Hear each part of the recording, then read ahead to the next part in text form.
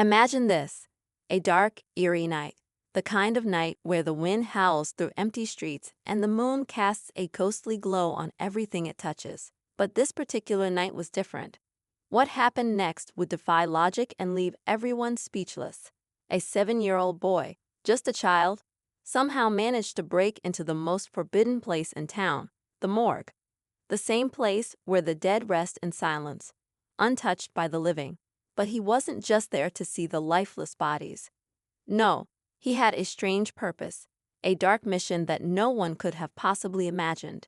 And in the most bizarre twist of fate, this little boy would alter the course of something far bigger than anyone ever realized. You may be wondering how a child could even get the idea to do something so shocking, let alone carry it out. But what's even more perplexing is the motive behind it all. Was it curiosity, a cry for attention, or something much darker? The boy, whose name we still don't know, had been quietly observing his surroundings. From the outside, he seemed like any other kid, innocent and carefree. Yet there was something about him that didn't quite fit. He wasn't like the other children his age.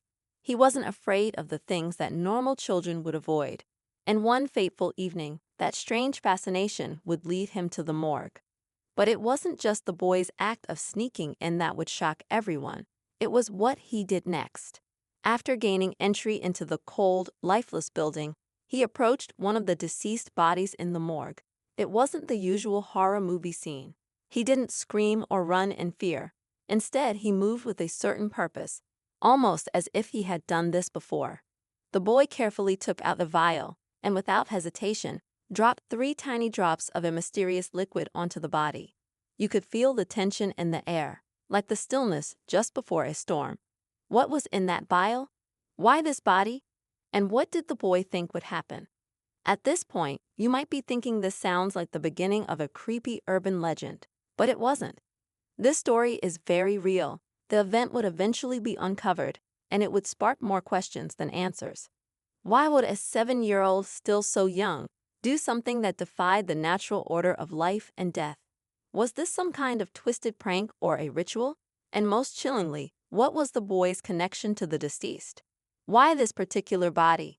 For the people who were unaware of what had happened in that morgue that night, the events that followed would be impossible to explain. As authorities got involved, there were rumors. They said the boy's actions had caused strange, unexplained things to happen. Some people whispered about supernatural forces at play, while others believed there was something far more sinister happening behind closed doors. No one could deny that something was off. The more the story unraveled, the more questions arose, and none of them had clear answers. The boy's motives remained a mystery. His innocence, or lack thereof, was a topic of intense debate. Some believed that he might have been manipulated into performing such an act, while others thought he was simply curious.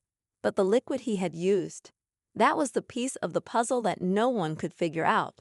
Was it a chemical, a potion, or something more otherworldly? What made him choose it, and how did he know it would work? But just when you think you've got a grip on the story, the plot thickens even further, because the most shocking part of all is yet to come. What happened to that body after the boy dropped the 3 drops of liquid will change everything you thought you knew about life, death, and the boundaries between them.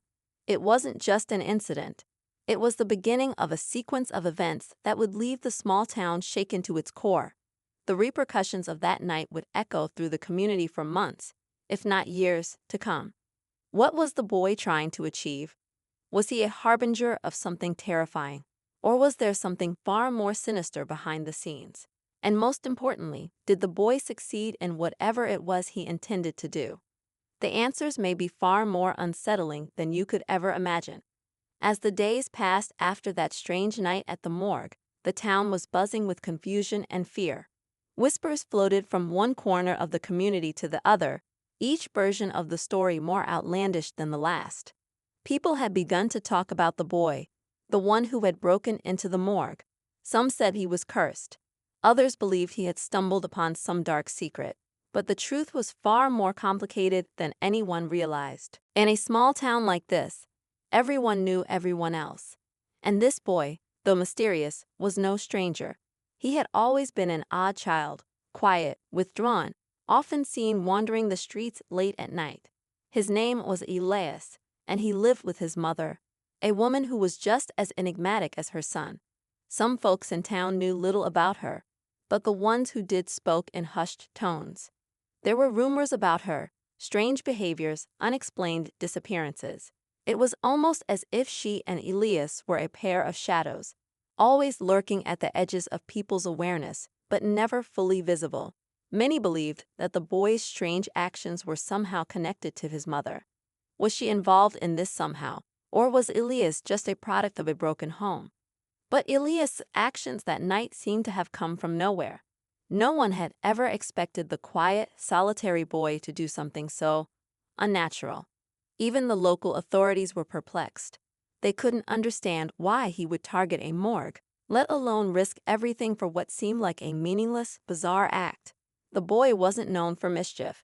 He wasn't the kind of kid who played pranks or caused trouble. But something had driven him to that building, to that body, and to the mysterious liquid he poured. It was as though he had known exactly what would happen. The body he'd chosen was that of a man named Thomas Klein. Thomas had been a regular in town, though not someone anyone would consider special. He wasn't rich, nor was he particularly influential, but his death had been sudden, unexpected, and his family was devastated. The cause of his death? It had been ruled as an accident, something that had been deemed natural, a simple slip that led to his demise. But in the wake of Elias' actions, many began to question whether that was truly the case. Had Thomas's death been more than just an accident, or was it connected to something darker? And if so, what role did Elias play in it all? Days turned into weeks, and soon enough, the town's rumors about Elias began to grow. Some claimed that the boy had been seen near the morgue on previous occasions, sneaking around in the dark. Was he watching, waiting for the right moment to act? Or had someone or something been pulling the strings behind the scenes, guiding his every move? The more people speculated, the more unsettling the thought became that Elias was simply the pawn in a far larger, more ominous game. As the investigation into the boy's actions deepened, authorities discovered something even more unsettling. The liquid Elias had used, the one that he dropped onto the body, was unlike anything they had ever encountered.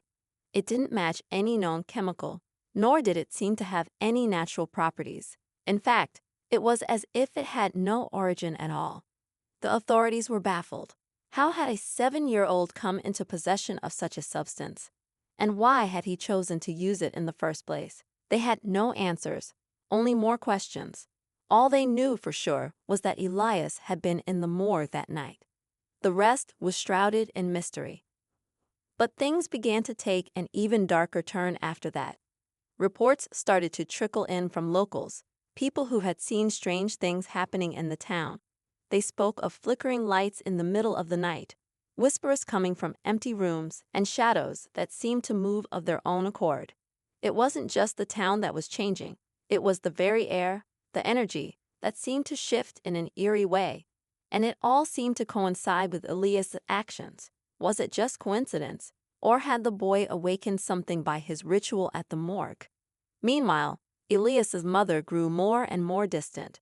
She had always been a quiet, withdrawn figure, but after her son's break-in at the morgue, she became reclusive. She wouldn't answer the door when people came to visit, and she spoke in cryptic riddles when she did speak at all. Neighbors had begun to worry about her, but no one dared to question her too closely. After all, her presence in the town was already enough to make people uneasy.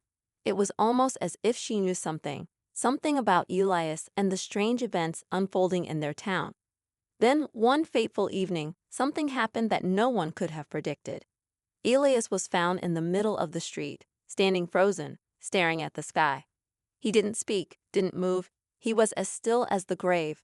His eyes were wide with something indescribable, something that made even the bravest of men feel a chill run down their spine. The local doctor tried to approach him, but when he did, Elias turned to him slowly and whispered just one word, a word that sent shivers through everyone who heard it. "Something's coming." Before anyone could respond, Elias collapsed, falling into unconsciousness. He was rushed to the hospital, but no one knew what had caused his sudden collapse. His pulse was weak, his skin cold to the touch. The doctors couldn't explain it. And they certainly couldn't explain the words he had spoken. As Elias lay in the hospital bed, the town held its breath. Something was coming. But what? Was it something the boy had brought upon them, something he had unknowingly unleashed? Or was there a much darker force at play, something far more terrifying than anyone had ever imagined? The tension in the town was palpable, and it felt like the calm before a storm. With every passing day, the question loomed larger. What would happen when Elias woke up? Would he reveal the truth behind his actions? Or would he remain silent, keeping the town on edge, waiting for the unimaginable to unfold? As the days dragged on, the town became a place of unease. People whispered, gathered in small groups, and avoided the streets after dark. Everyone wanted to know what had happened to Elias and why he had collapsed so suddenly. What did he mean by something's coming? And why had he been drawn to that morgue in the first place? With each passing hour, the atmosphere thickened, as if the very air was holding its breath, waiting for something to happen. Elias remained unconscious, his condition worsening. Doctors had no answers. His pulse remained weak, and though his body appeared lifeless, there was something almost unnatural about the way he lay in that hospital bed. It wasn't just the town that was watching him now. It was as if the entire world had paused, waiting for a sign, a clue, anything to explain the mystery that had unraveled. Then on the fourth day of Elias's coma, something extraordinary happened. The hospital room, which had been silent for so long, suddenly filled with a strange energy. The lights flickered, then went out completely. Nurses rushed to check the power, but when they turned the lights back on, they were met with a sight that no one could explain. Elias was sitting up in bed, his eyes wide open, and they were no longer the innocent, wide-eyed eyes of a child. They were dark, almost hollow, as if he had seen and experienced things beyond his years. His gaze shifted, locking onto the face of the doctor who had been treating him. Without warning, Elias spoke in a voice that wasn't his own. It was deep, guttural, and carried a weight that chilled everyone in the room. "They thought I was the key, but they were wrong," he whispered. "The liquid wasn't meant to wake him. It was meant to bring him here." The doctor took a step back, his face pale with fear. The words made no sense. What was Elias talking about? Who was he referring to? But before anyone could ask another question, Elias's body began to tremble violently. The machines attached to him beeped erratically as if in panic, and the room grew unbearably cold. The lights flickered again, this time much more violently, as if something, or someone, was trying to make its presence known. Suddenly, the door to the hospital room burst open, and a figure stepped into the room. It was a man, dressed in black, his face obscured by a dark hood. His presence seemed to consume the room, the air thickening with an oppressive force. Elias's eyes locked onto him, and in that moment it was clear, this was no ordinary person. This was the source of the unease, the answer to the questions that had plagued everyone. "You should never have opened the door," the man said softly, his voice like a whisper of wind. "But now it's too late. The boy has done his part." The room fell silent. The nurses and doctors were frozen in place, unable to comprehend what was unfolding before them. But it was clear now that this wasn't just about Elias anymore. The boy had unwittingly become part of something much larger, something far more dangerous. He had unlocked a door that should have remained sealed. The man moved toward Elias, his hand reaching out. But before he could touch the boy, there was a sudden violent jolt. The ground shook, the lights flickered out again, and an unearthly howl filled the room, reverberating through the walls. It was as if the very fabric of reality had begun to tear apart. And then, with one final, deafening roar, everything went silent. When the dust finally settled, the man in black was gone. So was Elias. The hospital room was once again empty, as if nothing had ever happened. No sign of the boy, no trace of the strange figure. Just an eerie stillness, like the calm after a storm. The machines that had been hooked up to Elias were silent, and the only sound in the room was the distant hum of the fluorescent lights above. It wasn't long before the town realized the truth. The boy wasn't gone. He had never left. But what had happened to him? What had that strange man wanted? And why had Elias been the one to unlock this mystery? The answers remained elusive, but the consequences of Elias' actions were real. The town would never be the same again. People began to experience strange occurrences, things they couldn't explain. Some even reported seeing the boy again, wandering the streets at night, with his hollow eyes staring into the distance. The authorities were left with no explanation. The boy, the man in black, the mysterious liquid, it was all part of something far beyond their understanding. But one thing was clear, the boy had awakened something, and now the world would have to deal with the consequences. The most chilling part of it all, no one knew for sure whether Elias was the hero or the villain.